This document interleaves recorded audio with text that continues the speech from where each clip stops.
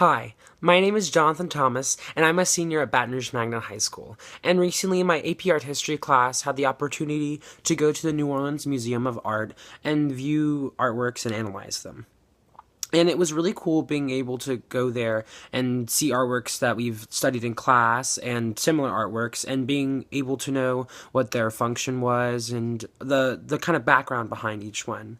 And so for the artwork that I analyzed, I was in the African art exhibit, and I analyzed the face mask, also called the Mukyeem or Mukunga mask, and this was created by the Kuba peoples in the Democratic Republic of the Congo, and it was made with glass beads, cowrie shells, raffia cloth, and leopard skin.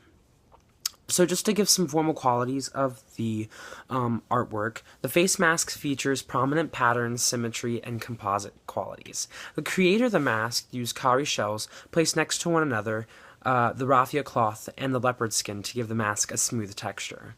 The curved section on the top of the mask gives the mask zoomorphic qualities. The two curvilinear lines and the vertical and horizontal lines made from the glass beads in the center of the mask provide the mask with anthropomorphic qualities. The bands of white and glass beads attribute to the mask imagery through geometric motifs. Now about the function of the mask. The face mask had a political and performance function. Only male royal family members would wear the mask, and it was worn while these men danced at the funerals of a male relative, which shows the society was a patriarchy. It was also worn at coming-of-age ceremonies to symbolize the Cuban hero Woot, who helped adopt the royal dynasty and create the political structure and cultural arts created by the Cuba people. And this is according to RandAfricanArt.com. The face mask has zoomorphic qualities and anthropomorphic qualities, and this signifies that it is a composite mask. The zoomorphic qualities recall qualities of an elephant, which was revered for its power and strength in Cuban society. These qualities were then transferred to the male royal family member who was wearing the mask, and this conveyed this person as a powerful ruler.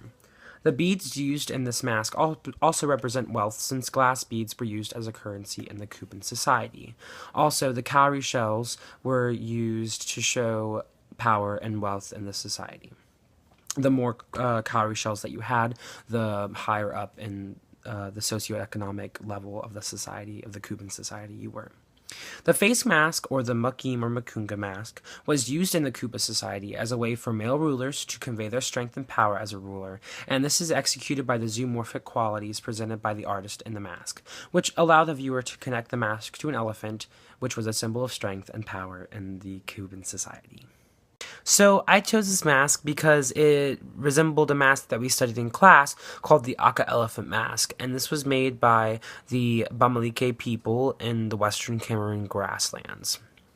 And it was made out of wood, woven raffia, cloth, and beads.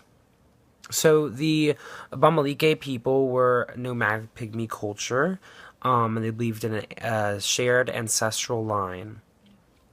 And so it was a highly stratified society, and they had this sort of men's club called the Kuosa, Kuosi, and they kind of were like very important leaders in the society who answered to the king or the fawn.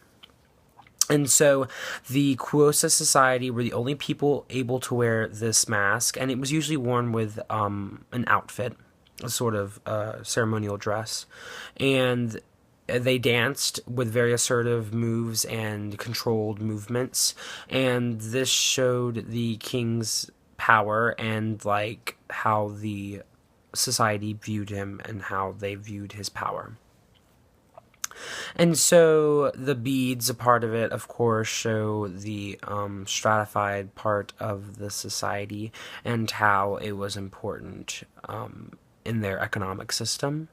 And another name for this elephant mask was called the Mbapenteng, spelled Mbapmteng, and this literally means made out of money. And this all is coming from notes that we took in class and from Dr. Perry Klim and Dr. Stephen Zucker from Khan Academy. Okay, so what I just talked about was from Learning Objective 1.1 given to us by College Board for the APAH history class, and that's all about the form, function, content, and context of an artwork. Next, I will be moving on to the tradition and change of an artwork, which is Learning Objective 2. So the Aka elephant mask shares very many formal qualities with the Mukinga or Mukyeem mask from the African art exhibit at the NOMA.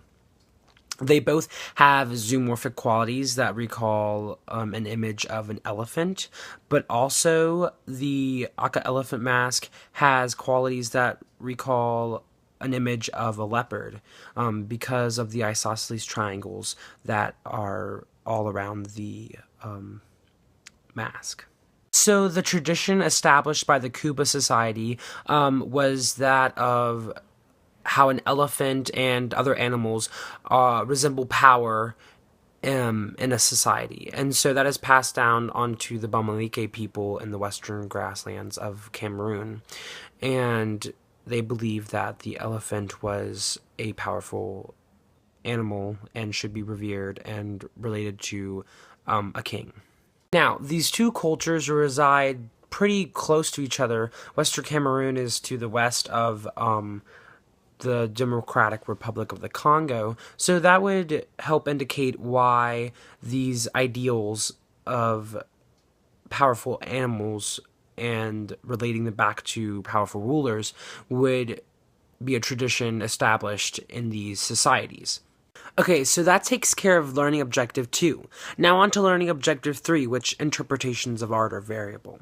Okay, so for learning objective 3.1, we need to identify a work of art. So the work of art is the Mukyeem or Mukinga face mask. It was created by the Kuba Society in the Democratic Republic of the Congo in the 16 to 1700s, and it's made out of raffia cloth, leopard skin, beads, and cowrie shells. So learning objective 3.2, students analyze how formal qualities and or content of a work are elicit response. So the mask is a very colorful and expressive mask, and it's really rather beautiful. Just by looking at it, you can see how much work was put into making it, and I don't know, it just gives such a beautiful, calming, and sort of idealized feel of how an elephant should look. And so for learning objective 3.3, students analyze how contextual variables lead to different interpretations of a work of art. So obviously this is a performance mask, but it's being kept in a museum. So people passing by might not notice it as anything special or something, just because it's in a museum behind a glass case. But it means something to a society. It means something to the Kuba people who performed using these masks for the male relatives who died. It means something. And so I just think it's interesting how unimportant these masks and other objects are in a museum, but it helps show that people want to learn about other societies, but maybe they should go see actual performances with the masks and not just leave them behind a case to collect dust and become useless, obsolete.